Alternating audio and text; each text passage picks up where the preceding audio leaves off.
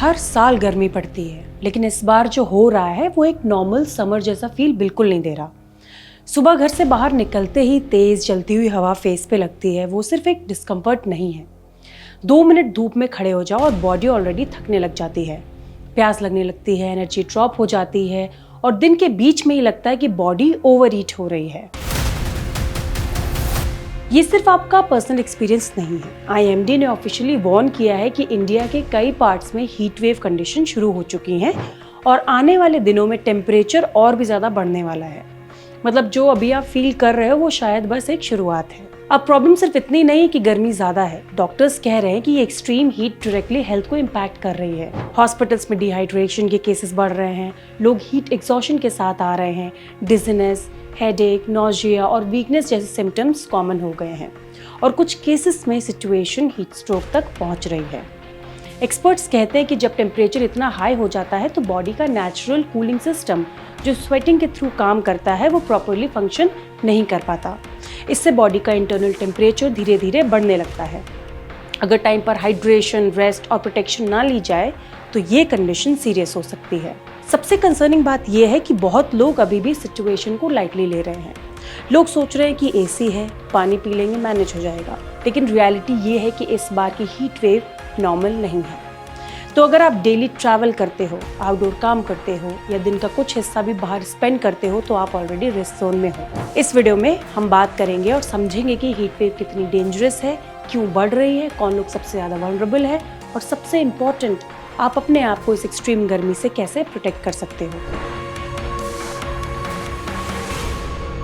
सबसे पहले मैं आपको बता दूं कि सिचुएशन में सबसे ज़्यादा वल्नरेबल लोग वो होते हैं जिनके बॉडी का टेम्परेचर रेगुलेट करने का सिस्टम ऑलरेडी वीक होता है, जैसे एल्डरली पीपल, छोटे बच्चे, आउटडोर वर्कर्स और वो लोग जिनको हार्ट डिजीज़, डायबिटीज़ या अदर क्रॉनिक हेल्थ कंडीशन है।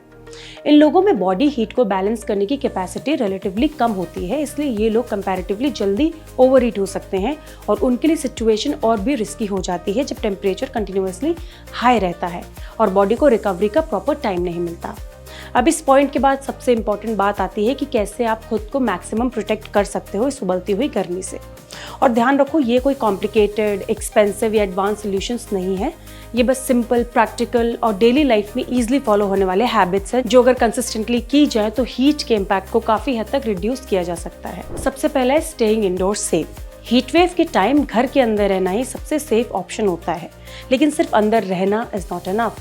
घर को कूल रखना, कूल मेंटेन करना भी बहुत ज़रूरी है। दिन के पीक आवर्स में डायरेक्ट सनलाइट को अंदर आने से रोकना चाहिए। इसके लिए कर्टेन्स या ब्लाइंड्स बंद रखना इफेक्टिव होता है। विंडोज को दिन के गर्म आवर्स में ओपन रखना हीट को और इंक्रीज कर सकता है, इसलिए उन्हें सिर्फ अर्ली मॉर्निंग या लेट इवनिंग में ओपन करना बेटर होता है जब टेम्परेचर कंपैरेटिवली लो होता है। लाइट कलर्ड वॉल्स और प्रॉपर वेंटिलेशन भी हेल्प कर सकते हैं हीट एब्जॉर्प्शन कम करने में।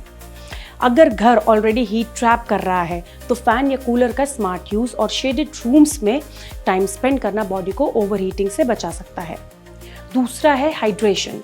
एक्सट्रीम हीट में बॉडी कंटिन्यूअसली स्वेट करती है, जिससे सिर्फ वाटर नहीं बल्कि इंपॉर्टेंट इलेक्ट्रोलाइट्स भी लूज होने लग जाते हैं। अगर हाइड्रेशन प्रॉपर नहीं हो तो बॉडी क्विकली वीक फील करने लगती है और इंटरनल टेम्परेचर कंट्रोल करना डिफिकल्ट हो जाता है।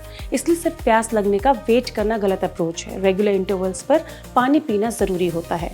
साथ ही नींबू पानी, कोकोनट वाटर और ORS जैसे ड्रिंक्स बॉडी के इलेक्ट्रोलाइट बैलेंस को रिस्टोर करते हैं और फटीग को भी रिड्यूस करते हैं। कैफीन और शुगरी ड्रिंक्स को लिमिट करना चाहिए क्योंकि ये डिहाइड्रेशन को और ज़्यादा वर्सन कर सकते हैं और बॉडी को और स्ट्रेस में डाल सकते हैं। तीसरा है ईट लाइट फूड। हीट वेव के टाइम फूड चॉइसेस का डायरेक्ट इम्पैक्ट बॉडी टेम्परेचर पर पड़ता है।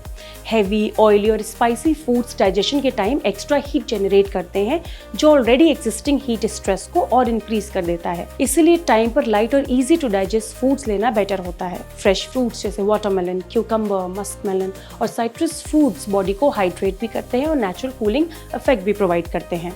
लाइट मील्स बॉडी को एनर्जी देते हैं without extra metabolic heat produce किए, जिससे ओवरऑल कंफर्ट और एनर्जी लेवल्स स्टेबल रहते हैं। ना कूलिंग टिप्स एट होम। घर के अंदर बॉडी को कूल रखने के लिए कुछ simple but effective methods follow किए जा सकते हैं। ठंडे पानी से फेस, नेक और रिस्ट वॉश करना इंस्टेंटली बॉडी टेम्परेचर को रिड्यूस करता है क्योंकि ये एरियाज हीट रेगुलेशन के लिए इंपॉर्टेंट होते हैं। डैम्प क्लोथ या कोल्ड कंप्रेस यूज करना भी ओवर हीटिंग को क्विकली कंट्रोल कर सकता है। कॉटन और लूज फिटिंग क्लोथ्स पहनना एयर फ्लो अलाउ करता है और बॉडी को ब्रीदेबल एनवायरनमेंट देता है। फैन के सामने पानी या आइस बोल रखने से रूम का ओवरऑल फील थोड़ा कूलर हो सकता है, स्पेशली ड्राई हीट कंडीशंस में। Avoid peak hours. इंडिया में 11 AM से 4 PM का टाइम हीट वेव के दौरान सबसे डेंजरस होता है, क्योंकि इस टाइम पर सन इंटेंसिटी और एम्बिएंट टेम्परेचर दोनों पीक पर होते हैं। इस ड्यूरेशन में अननेसेसरी बाहर निकलना अवॉइड करना चाहिए और फिजिकल एक्टिविटी को मिनिमम रखना चाहिए। अगर पॉसिबल हो तो इस टाइम को रेस्ट, इंडोर वर्क या लाइट एक्टिविटीज़ के लिए यूज़ करना बेस्ट होता है। ये सिंपल हैबिट हीट एग्जॉशन के रिस्क को काफ़ी हद तक रिड्यूस कर सकती है। Watch body science. Heat wave के टाइम पर बॉडी कुछ अर्ली वार्निंग सिग्नल्स देती है जो इग्नोर करना डेंजरस हो सकता है। अगर dizziness, headache, sudden weakness, nausea या एबनॉर्मल स्वेटिनेस पैटर्न फील हो रहा है तो ये हीट एग्जॉशन का इनिशियल साइंस हो सकते हैं। कुछ केसेस में स्वेटिंग सडनली स्टॉप भी हो सकती है, जो और भी सीरियस वार्निंग साइन होता है। ऐसे सिचुएशन में तुरंत कूल एनवायरनमेंट में जाना, हाइड्रेशन लेना और रेस्ट करना ज़रूरी होता है, क्योंकि टाइमली एक्शन से कंडीशन वर्सन होने से बच जाती है। कंक्लूजन की बात करें तो हीट वेव इंडिया में एक रैपिडली ग्रोइंग एनवायरमेंटल और हेल्थ चैलेंज बन चुका है, जिसका इम्पैक्ट हर साल और ज़्यादा सिवियर होता जा रहा है। और ऑनेस्टली इस रियलिटी को कम्प्लीटली अवॉइड करना या इसे पूरी तरीके से स्केप करना इतना ईजी नहीं है, क्योंकि जब टेम्परेचर एक्सट्रीम लेवल्स पे चला जाता है तो हमारी डेली लाइफ, ट्रैवल, वर्क और रूटीन किसी न किसी लेवल पर इसका इम्पैक्ट फील ही करते हैं। लेकिन इसके बीच एक इम्पॉर्टेंट पॉजिटिव एस्पेक्ट ये है कि हम अपनी डेली हैबिट्स और एनवायरनमेंट को कॉन्शियसली मैनेज करके इसके इफेक्ट्स को काफ़ी हद तक कंट्रोल और रिड्यूस कर सकते हैं। घर के अंदर रहकर भी हाइड्रेशन मेंटेन करना, लाइट और बैलेंस डाइट फॉलो करना, इंडोर कूलिंग स्ट्रेटजी यूज़ करना और दिन के पीक आवर्स में डायरेक्ट एक्सपोजर अवॉइड करना बॉडी को अननेसेसरी एक्सट्रीम स्ट्रेस से प्रोटेक्ट करता है। इसके साथ साथ सबसे इम्पॉर्टेंट चीज़ होती है अपने बॉडी सिग्नल्स को समझना और उन्हें इग्नोर ना करना, क्योंकि अर्ली रिस्पॉन्स ही आपको डिहाइड्रेशन, हीट एग्जॉशन और सीरियस कॉम्प्लिकेशंस जैसे हीट स्ट्रोक से बचाता है। और एक और सिंपल बट पावरफुल स्टेप जो काफ़ी लोग इग्नोर कर देते हैं वो है होममेड हाइड्रेशन ड्रिंक्स या DIY कूलिंग ड्रिंक्स का यूज़ करना। ये ना सिर्फ बॉडी को हाइड्रेट रखते हैं बल्कि एसेंशियल इलेक्ट्रोलाइट्स भी रिस्टोर करते हैं जो हीट में क्विकली लूज हो जाते हैं। इस वीडियो के नेक्स्ट पार्ट में मैं आपको कुछ ईजी और इफेक्टिव होममेड समर ड्रिंक्स की रेसिपी भी शेयर करूंगी जो आप ईजिली घर पर बना सकते हैं और अपनी बॉडी को नेचुरली कूल और एनर्जाइज रख सकते हैं, तो वो पार्ट मिस मत करना। अल्टीमेटली हीट वेव के टाइम सर्वाइवल का आइडिया सिर्फ गर्मी टॉलरेट करना नहीं होता, बल्कि अपनी बॉडी को स्मार्टली सपोर्ट करना होता है, अपनी रूटीन को अडेप्ट करना होता है और कंसिस्टेंट स्मॉल हैबिट्स फॉलो करनी होती है ताकि हेल्थ सेफ, स्टेबल और कंट्रोल रहे। वेट, लाइफस्टाइल के लिए 10 अलग पेजेस क्यों फॉलो करना?